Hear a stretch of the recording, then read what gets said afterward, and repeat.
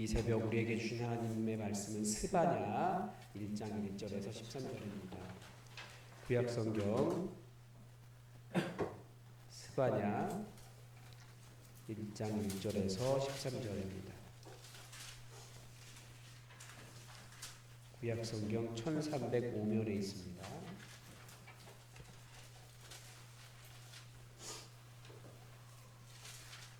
우리 하나님의 말씀을 다 함께 받들어 읽겠습니다. 스바냐 1장 1절에서 13절입니다. 아몬의 아들 유다 왕 요시야의 시대에 스바냐에게 임한 여호와의 말씀이라. 스바냐는 히스기야의 현손이요 아마랴의 증손이요 그다랴의 손자요 구실의 아들이었더라. 여호와께서 이르시되 내가 땅에서 모든 것을 진멸하리라. 내가 사람과 짐승을 진멸하고 공중의 새와 바다의 고기와 거치는 것과 아기들을 아울러 진멸할 것이라. 내가 사람을 땅 위에서 멸절하리라. 나 여호와의 말이니라. 내가 유다와 예루살렘의 모든 주민들의 손을 펴서 남아있는 바알을 그곳에서 멸절하며 그마림이란 이름과 및 그 제사장들을 아울러 멸절하며 또 지붕에서 하늘의 뭇 별에게 경배하는 자들과 경배하며 여호와께 맹세하면서 말감을 가리켜 맹세하는 자들과 여호와를 배반하고 따르지 아니한 자들과 여호와를 찾지도 아니하며 구하지도 아니한 자들을 멸절하리라. 주 여호와 앞에서 잠잠할지어다. 이는 여호와의 날이 가까웠으므로 여호와께서 희생을 준비하고 그가 청할 자들을 구별하셨음이니라. 여호와의 희생의 날에 내가 방백들과 왕자들과 이방인의 옷을 입은 자들을 벌할 것이며 그날에 문턱을 뛰어넘어서 포악과 거짓을 자기 주인의 집에 채운 자들을 내가 벌하리라. 나 여호와가 말하노라. 그날에 어문에서는 부르짖는 소리가 제2구역에서는 울음소리가 작은 산들에서는 무너지는 소리가 일어나리라. 막데스 주민들아 너희는 슬피 울라. 가나안 백성이 다 패망하고 은을 거래하는 자들이 끊어졌습니다. 그때 내가 예루살렘에서 찌꺼기같이 가라앉아서 마음속에 스스로 이르기를 여호와께서는 복도 내리지 아니하시며 화도 내리지 아니하시리라 하는 자들을 등불로 두루 찾아 벌하리니 그들의 재물이 노략되며 그들이 집을 건축하나 거기에 살지 못하며 포도원을 가꾸나 그 포도주를 마시지 못하리라. 아멘.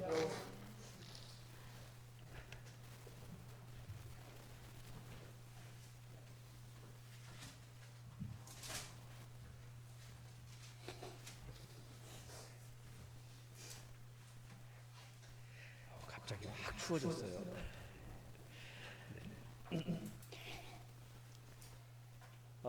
이제 오늘부터 스바냐서 짧은 성경이긴 하지만 우리 스바냐서를 묵상하게 됩니다. 그 스바냐서 하나로도 묵상할 수 있고 그런데 그 원래 의도가 스바냐서 그 12소선서를 한 권으로 읽도록 했다라고 하는 의도도 있다라는 것을 기억하시면 좋을 것 같습니다. 그래서 이게 숫자가 그 장절이 짧기는 하지만 전체 12소예언서를 하나로 보면 67권이라고 67장까지 되기 때문에 그 대선지서만큼 그렇게 같이 분량이 됩니다. 그리고 이렇게 쭉 같이 읽을 때 통하는 신학적인 맥락들도 있습니다. 그래서 하나로도 읽지만 또 전체 12소예언서를 한 권으로 읽는 그런 것이 필요합니다. 이 스바냐서는 보면 유다 왕 요시야의 시대에 기록되었다라고 되어 있습니다. 유다 왕 요시야는 그 이스라엘의 종교 개혁을 한 아주 위대한 왕입니다. 요시야 왕의 아버지는 아몬이고요. 아몬의 아버지는 므낫세입니다. 므낫세는 그 할아버지죠. 굉장히 이스라엘이 오래 다스렸어요. 가장 오래 다스렸습니다. 그런데 성경에서 기록하기로 가장 나쁜 왕입니다. 하지 말라는 것은 다 한 사람이에요. 이신제사도 드리고요. 1월 성신, 그러니까 하늘을 숭배하는 것뿐만 아니라 점쟁이 불러다가 점하고 마법하고 초운솔하고 뭐 아무튼 나쁜 짓 다 했어요. 하나님이 하지 말라고. 그래서 오죽했으면 계속해서 하나님께서 므낫세 때문에 유다가 멸망한 것이다. 성경은 계속해서 그런 평가를 하고 있습니다.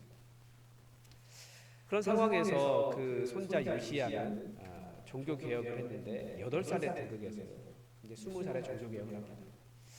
본문은 아마 이 종교 개혁이 명시적으로 나타나지 않아서 기록 시기에 대한 판단이 어려움이 있다, 그런 뭐 학자들의 말을 많이 하는데 꼭 그렇지만도 않습니다. 뭐라고 할까요? 종교 개혁을 했지만 요시야가 일찍 죽었기 때문에 완성하지 못한 그런 부분이 있습니다. 그리고 사람들이 쉽게 이렇게 바뀌지 않거든요. 그러니까 여전히 남아 있는 것이 있어요. 그래서 종교개혁 이전 이후 어느 시대를 보든지 그 이스라엘이라고 하는 상황 자체는 변하지 않았다. 그 유다라고 하는 것은 여전히 우상 숭배하고 여전히 불의가 가득하고 종교적으로 타락한 그런 모습이 그대로 남아 있었다라는 것을 볼 수 있습니다. 그래서 하나님께서 그 땅을 심판하시는 말씀을 보여주고 있습니다. 그리고 이 스바냐라고 하는 이름은 감추어져 있다라는 뜻입니다. 그러니까 숨겨져 있다. 좀 독특한 것은 보통 그 선지자의 이름, 뭐 아버지 정도 나오고 그 부름받은 거 나오지만 소선지서는 사실 그런 내용이 별로 없거든요. 그런데 이 스바냐만 그 4대까지 이름을 기록하고 있어요. 왜 그러느냐? 뭐 여러 가지 설명을 합니다. 보면 어쨌든 굉장히 여호와 하나님을 열심히 섬긴 자손 그 집안입니다. 이 스바냐, 그 히스기야, 아마랴, 그다랴, 여기서 야가 전부 다 여호와 하나님이거든요. 그러니까 우상을 숭배하고 그 온 세상이 바알 섬기고 다른 뭐 섬기고 뭐 외국 신들 섬기고 막 그러고 있는 상황에서 흔들리지 않고 여호와를 섬긴 그런 집안이었다라는 거예요. 그런데 이제 아버지 이름이 구시예요. 근데 구시는 약간 구스 같은 느낌이 나서 아마 이렇게 그 구스는 그 이디오피아잖아요. 그러니까 약간 좀 그렇게 오해받을까봐 이렇게 기록했다, 뭐 이런 말도 있습니다. 어쨌든 스바냐의 이름은 감추어져 있다, 숨겨져 있다는 뜻인데 무엇이 감추어져 있겠습니까? 저는 스바냐를 하나님께서 사용하신 것도 굉장히 하나님의 의도가 있지 않을까 생각이 돼요.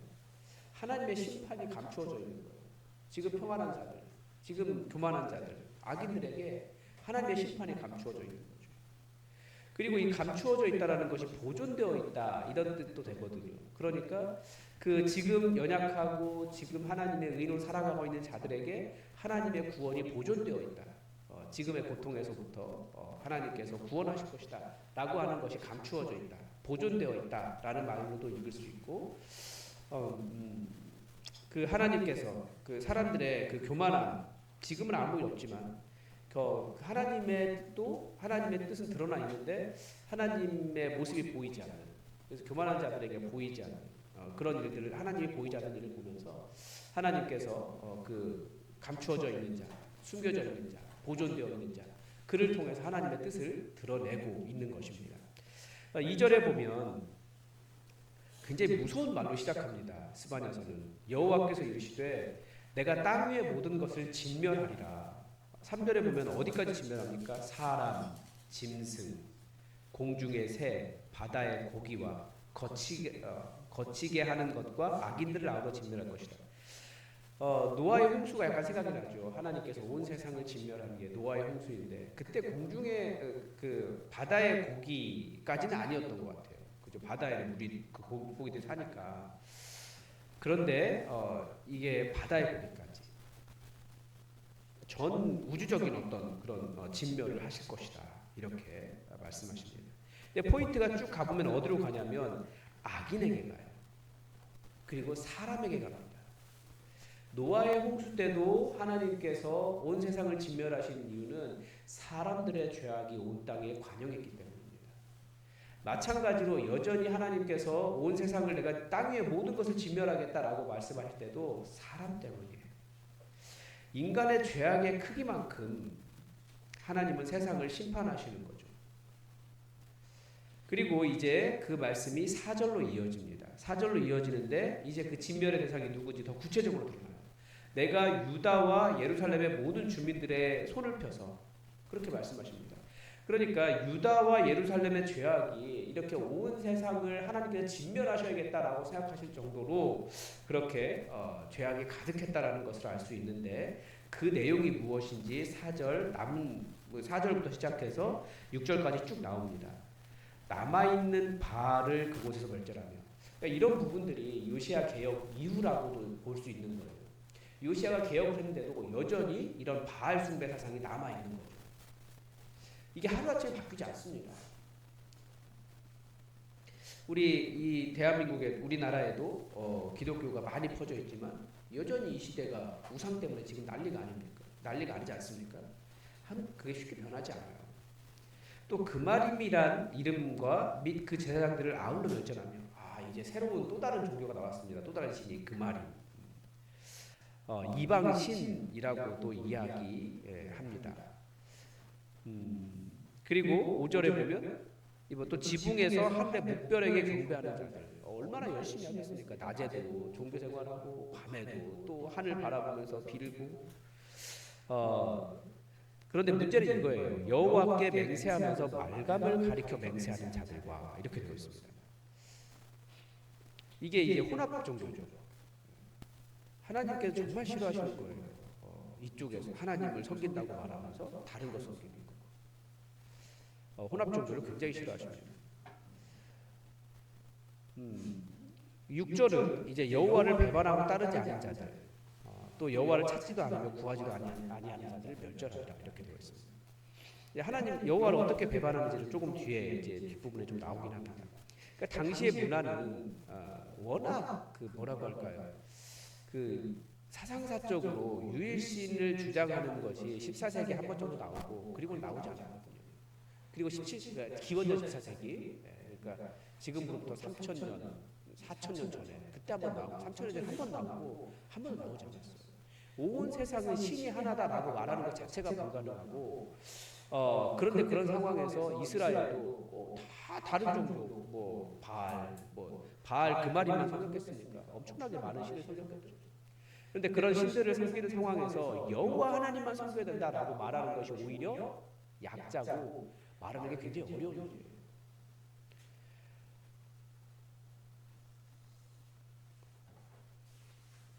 그러니까 오히려 유일신이 비합리적일 것이었을 겁니다. 신앙을 갖는 것이, 여호와 하나님 섬기는 것이 지금 우리처럼 자연스럽지 않습니다. 우리는 저도 이렇게 막 십자가 내놓고 살지만 이게 쉬운 일이 아니다라는 거예요. 이스라엘조차도, 유다조차도. 하나님께서 용서하지 않으시는 거죠. 더군다나 하나님의 백성인데. 성경은 전체적으로 우리 하나님만이 유일하신 하나님이시다, 우상 숭배하지 마라, 이것을 말하고 싶은 것입니다. 그리고 또 하나는 이제 7절부터 나오는 여호와의 날, 주의 날, 이 희생의 날이 나오고 있는데, 이 여호와의 날은 약간 사회 정의와 관련이 있습니다. 종교적으로, 정치적으로 생각하면 약자들, 가난한 자들이 멸시당합니다. 그래서 이 여호와의 날이 왜 가까워오느냐 보면 8절에 보면 여호와의 희생의 날에 누구를 희생시키시냐면 방백들과 왕자들과 이방인의 옷을 입은 자들을 벌할 것이다, 이렇게 되어 있습니다. 그러니까 권력자들이고요. 이 타락한 권력자들이기 때문에 이들 때문에 문제가 발생하는 것이고, 이방인의 옷을 입은 자들, 아마 우상 숭배자들이다, 보수적으로 그렇게 이해를 합니다. 그리고 왜 이방인의 옷을 입겠습니까? 그게 이방 종교를 따르고 있다는 뜻이거든요. 지도자들이 그렇고, 그리고 9절에 보면 그날의 문턱을 뛰어넘어서 포악과 거짓을 자기 주인의 집에 채운 자들을 내가 벌할 것이다 말씀하십니다. 그러니까 자기 주인의 집에 포악과 거짓으로 자기 주인의 집을 채우는 거예요. 문턱을 넘어. 그러니까 누구의 문턱을 넘겠습니까? 가난한 자의 집에 들어가서 그 집의 문턱을 넘어 다 뺏어오는 거예요. 이 당시가 이 고리대금업이 굉장했거든요. 고리대금업 하니까 결국은 돈을 빌려주고 엄청나게 빚이 늘었을 거 아니에요. 그러면 그 집 문턱을 넘어서 아내, 딸들 잡아다가 팔아버리는 거예요. 그러면서 자기 주인에게 가서 우리가 이렇게 잘했습니다, 이렇게 돈을 걷어왔습니다, 그러면서 아주 좋아했다라는 거예요. 그러니까 또 다른 것은 이렇게 볼 수도 있는 거죠. 주인이 우상 숭배자라고 여호와를 배신하고 따라가는 것을 의미하는 것입니다. 그러니까 우리 주인이 우상 숭배자예요. 그러니까 나도 따라가는 거예요. 기독교인들이 지금 이 시대를 살아가는 때 조심해야 돼요. 내 주인이 불의해. 내 위에 있는 사람이 불의해.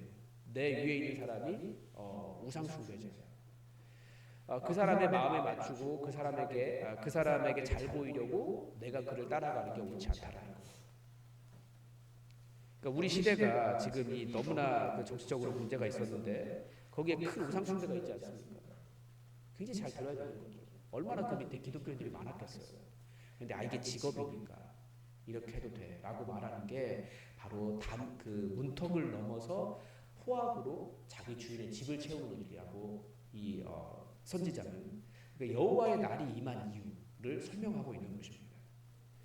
그러면서 이제 어문에서 부르짖는 소리가 나고 어문은 북쪽이에요. 그리고 제2구역이라는 것도 나옵니다. 거기서 울음소리가 나고 작은 산들이 무너지는 소리가 납니다.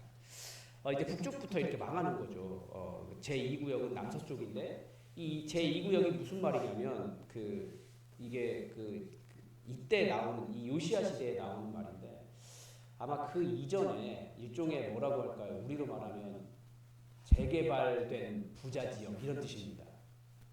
그러니까 예루살렘의 새로운 구역을 조성을 했는데 재개발된 부자 지역, 강남 같은 그런 느낌, 그런 느낌의 지역이에요. 이 구역이라는 말이. 그러니까 그 시대에도 강남이 있었던 거예요. 이렇게 딱 구분 지어가지고 우리만 잘 살고 우리만 가난한 사람들 못 들어오고 또 요즘 그런 거 있지 않습니까? 아파트 좋은 거 세워놓으면 어떻게 임대 아파트 들어올 수 있느냐 거부하고 뭐 통로도 다르게 쓰게 하고 그 임대 아파트 사람 다르게 쓰게 하고 심지어 그런 것도 요즘도 있는지 모르겠는데 그 초등학교 우리 애들과 옆 동네 애들이 같은 초등학교 다니게 하겠습니까? 그런 게 뻔뻔하게 그냥 아파트에 붙어가지고 데모하고 뭐 그런 일들 그런 가난한 자들에 대한 그런 차별 그 구역에서 울음소리가 날 것이다. 하나님 말씀하시는 것입니다. 그러니까 종교적으로 정치적으로 타락한 사회는 반드시 사회 정의가 깨져요. 가난한 자 약자가 멸시당하고 어려움을 당합니다. 하나님과 용서하지 않으시겠다는 거예요. 또 12절에서도 내가 예루살렘에서 찌꺼기 같이 가라앉아서 마음속에 이르기를 뭐라고 말합니까? 여호와께서 복도 내리지 아니하시며 화도 내리지 아니하시리라 하는 자들을 내가 등불로 두루 차야 되겠다. 찌꺼기 같다라는 말은 이게 포도주가 가라앉은 것을 이야기합니다. 근데 포도주가 찌꺼기 같이 가라앉았다? 그게 가장 최고급 와인이라 그래요. 가장 좋은 술. 나는 달라. 나는 너희들하고 달라. 내가 정말 위대한 사람이고 나는 그런 거 더러운 거 함부로 손대는 사람 아니야. 나는 달라. 라고 말하는 높은 교만한 자들, 자기만 소중하고 자기만 높은 다른 사람들 전부 다 발 아래 두고 있는 그런 사람들에 대한 경고입니다. 지금 미국이 하는 일이 그거예요. 백인들, 자기들만 최고의 민족이고 자기들만 살려고 하는 거죠. 나머지는 전부 다 나쁜 놈들, 불법 행하는 사람들, 뭐 그런 식으로 판단하는 거죠. 근데 우리 안에도 있지 않습니까? 우리나라에도 권력을 가지면 자기가 뭐 손도 대려고 하지 않아요. 아예 인종이 다르다고 생각해요. 근데 실제로 아무것도 못해요. 물도 자기가 떠다 먹을 줄 모르고. 실제로 그런다고 하더라고요. 물 떠먹는 건 내가 하는 일이 아니다. 물을 시키는 거지. 그 정도로 생각하는 사람이 있다고 하더라고요. 아예 인종적으로 사람이 다르다. 피가 다르다. 이런 생각 진짜로 하는 사람이 있다고 하더라고요. 그런 사람들이 이야기하는 거예요. 찌꺼기까지 가라앉아서 내가 가장 소중하다. 하나님 용서하지 않으시겠다는 거예요. 그래서 그들의 재물 노략되고 그들의 집이 황폐할 것이고 그들이 집을 건축하지만 살지 못하고 포도원을 갖고나 그 포도주를 마시지 못하리라. 여호와 하나님께서 심판하시겠다는 것입니다. 다 왜 그렇습니까? 이들이 여호와 하나님 섬기지 않고 자기 욕심을 섬기기 때문에 그래요. 우상은 탐욕이라고 그랬거든요. 자기 욕심을 추구하는 겁니다. 그러니까 우리는 무엇을 섬기는가 잘 돌아봐야 됩니다. 돈을 섬기는지 혹은 자존심을 섬기는지 아니면 지식을 가지고 내가 조금 높다고 생각한다든지 아니면 내가 지위를 가지고 있기 때문에 직책을 가지고 있기 때문에 이것이 다른 사람보다 높다라고 생각하는 지위 근거가 되거나 뭐 아니면 내가 성취한 일들 이런 것을 가지고 내가 높다고 생각하거나 나는 달라 저 사람들하고 이런 말을 하기 시작하면서 차별한다면 하나님께서 용서하지 않으시겠다는 아주 강력한 경고예요. 다 아무것도 아닙니다. 우리는 예수님이 필요한 죄인일 뿐이에요. 하나님은 교만을 정말 싫어하시고요. 약자를 함부로 대하는 일도 정말 싫어하시고요. 우상을 숭배하는 일도 싫어하십니다. 왜냐하면 하나님 살아계신데 하나님 없다라고 말하는 것과 똑같기 때문에 그렇습니다. 우리에게는 하나님을 의지하는 겸손한 삶이 필요합니다. 우리가 이 스바냐에 감춰진 자, 무엇이 감춰져 있는가? 혹은 나에게 하나님의 뜻도 감춰져 있는가? 한번 돌아보면서 정말 하나님 원하시는 겸손함, 하나님 원하시는 이 땅의 정의를 이루며 살 수 있기를 바랍니다. 오늘도 하나님의 뜻이 우리에게 이루어지기를 주기를 위해 기도하겠습니다. 하늘에 계신 우리 아버지, 아버지의 이름을 거룩하게 하시며 아버지의 나라가 오게 하시며 아버지의 뜻이 하늘에서와 같이 땅에서도 이루어지게 하소서. 오늘 우리에게 일용할 양식을 주시고 우리가 우리에게 잘못한 사람을 용서하여 준 것 같이 우리 죄를 용서하여 주시고 우리를 시험에 빠지지 않게 하시고 악에서 구하소서. 나라와 권능과 영광이 영원히 아버지의 것입니다. 아멘.